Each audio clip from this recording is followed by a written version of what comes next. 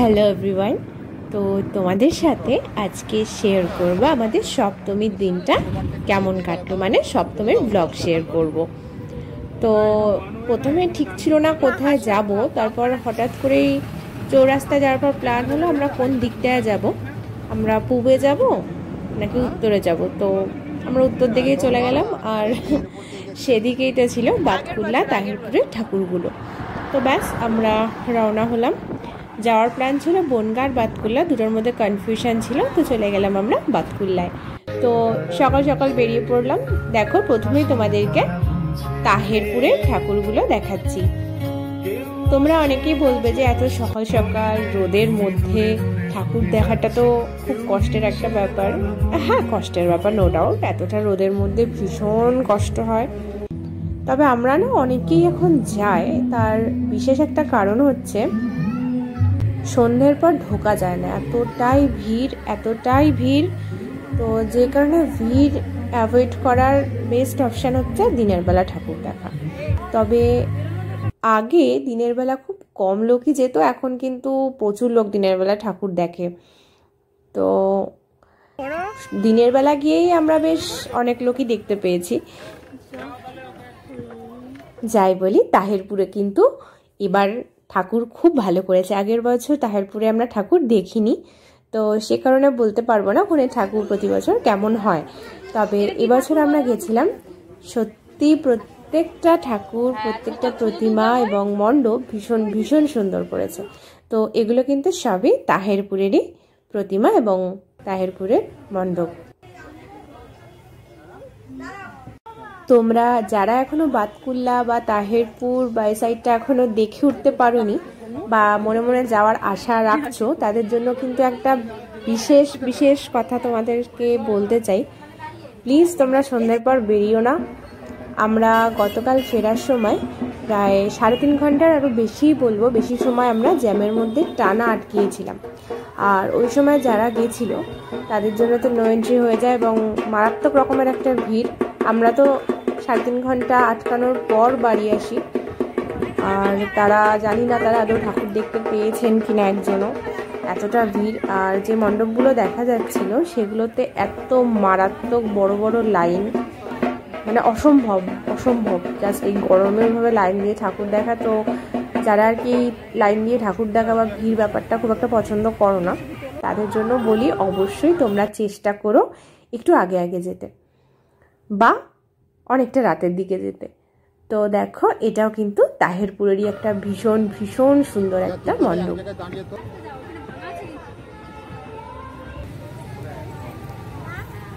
যেমন মণ্ডপ সজ্জা ভীষণ সুন্দর ছিল, তেমন প্রতিমাও বেশ সুন্দর। আর এখানে প্রত্যেকটা জায়গাতেই দেখলাম, যখন আমরা ফিরছিলাম তখন দেখলাম প্রত্যেকটা জায়গাতে স্টেজে কিন্তু লাইভ অনুষ্ঠান চলছিল। তো সেটা তোমাদের সাথে শেয়ার করতে পারিনি, কারণ তখন প্রচণ্ড ভিড়, প্রচণ্ড জ্যাম ছিল রাস্তাতে। তখন আর ভালো লাগছিল না যে ফোনটা বার করে কোনো কিছু করি। তো দেখো এটা হচ্ছে তাহিরপুরের আমাদের দেখা লাস্ট ঠাকুর। তো এতটাই গরমে ক্লান্ত হয়ে গেছিলাম, রোদে এতটাই ক্লান্ত হয়ে গেছিলাম যে খুব কষ্ট হচ্ছিল। তখন কিছু একটা তো খেতে হবে, জলও ছিল না আমাদের কাছে। তো আমরা রাস্তায় নেমে আখের রস খেলাম। আখের রস কিন্তু ভীষণ হেলদি একটা জিনিস। দাদাকে বললাম তুই একটু প্লিজ নিয়ে আয়, আমার পায়ে অনেকটা হাঁটাতে আবার পুনরায় যন্ত্রণাটা হচ্ছিলো, যেহেতু পাটা এখনও পুরো সারেনি। তো তারপর ও নিয়ে এলো আখের রসটা, দেন আমরা সবাই খেলাম। আমি আর মা বসেছিলাম টোটোতে, আর দাদা আর বাবা ওখানে গিয়ে আখের রস ওরা কিনে খেলো। তো এটা খাওয়ার পর বেশ অনেকটা রিলিফ পেলাম, যেহেতু মারাত্মক রোদের মধ্যে দিয়ে আমরা মণ্ডপের বাইরে ছবি তুলেছি বা ভেতরে গেছি, প্রচণ্ড কষ্ট হয়েছে গরমে। তো যাই হোক, তারপর ফের আমরা রওনা হলাম বাতকুল্লার দিকে। তো এটা হচ্ছে বাতকুল্লার উদয়ন সংঘ। তোমরা দেখতে পাচ্ছ বাতকুল্লার এটা আমাদের দেখা কিন্তু প্রথম মণ্ডপ এবং প্রথম প্রতিমা এবছরের।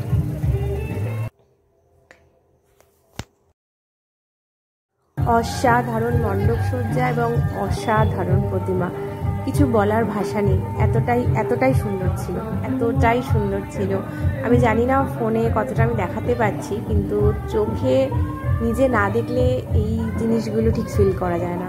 সত্যি সত্যি ভীষণ সুন্দর ছিল।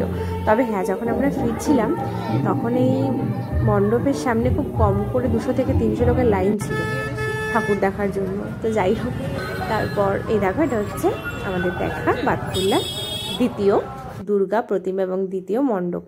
তো এটা কিন্তু বাঁশের কেল্লা নাম ছিল। এটা দেখো ভেতরে পুরোটাই বাঁশ দিয়ে তৈরি মণ্ডপ, অপূর্ব সুন্দর। আমি সত্যি জানি না কতদিন টাইম লেগেছে এটা বানাতে, জানি না, কোনো আইডিয়া নেই, কিন্তু অসাধারণ তেমনই প্রতিমা।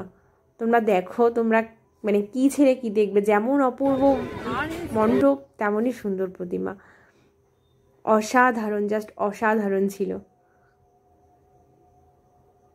আমি চেষ্টা করেছি ভিডিওটা যতটা সম্ভব কাছ থেকে করতে, কিন্তু জানি না আমি কতটা তোমাদেরকে ক্লিয়ারলি দেখাতে পারছি।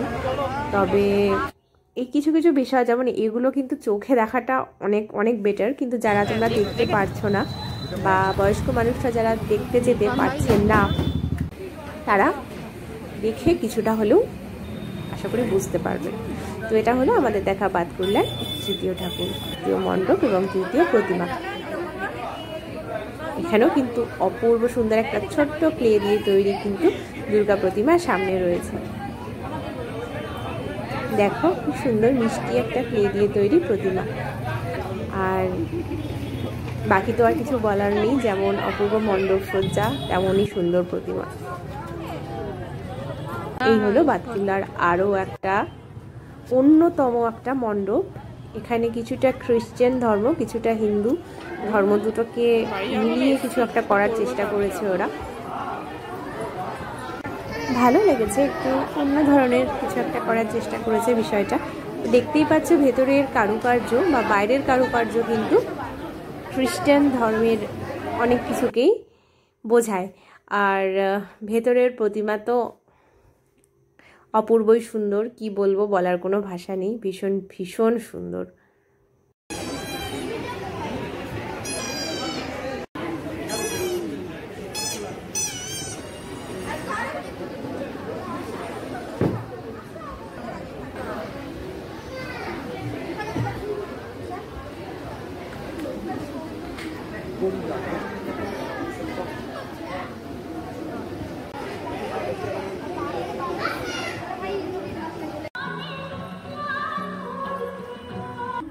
এই হলো আরও একটা অপূর্ব অপূর্ব সুন্দর একটা মণ্ডপ।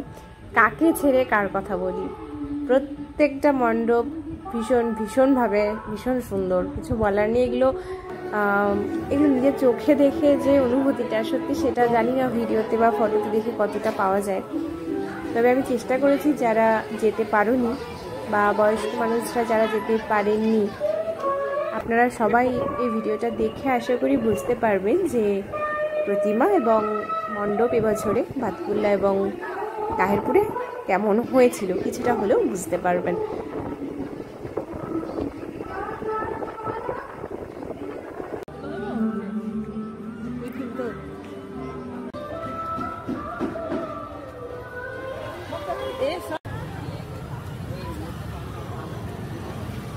প্রতি বছরই বাতকুল্লা তাহেরপুরের ব্যাপারটা আমি ঠিক বলতে পারবো না, তার কারণ তাহেরপুরে কোনোবারই ঠাকুর আমরা দেখি না, এবছর প্রথম দেখলাম। তবে বাতকুল্লার প্রত্যেক বছরই খুবই সুন্দর মণ্ডপ এবং খুবই সুন্দর প্রতিমা হয়। তো তোমরা যারা যাও প্রতিবার দেখতে, তোমরা নিশ্চয়ই জানো বিষয়টা। আর যারা তোমরা যাও না বা যাওয়া সম্ভব হয় না, তাদের জন্য রইল এই ভিডিওটা।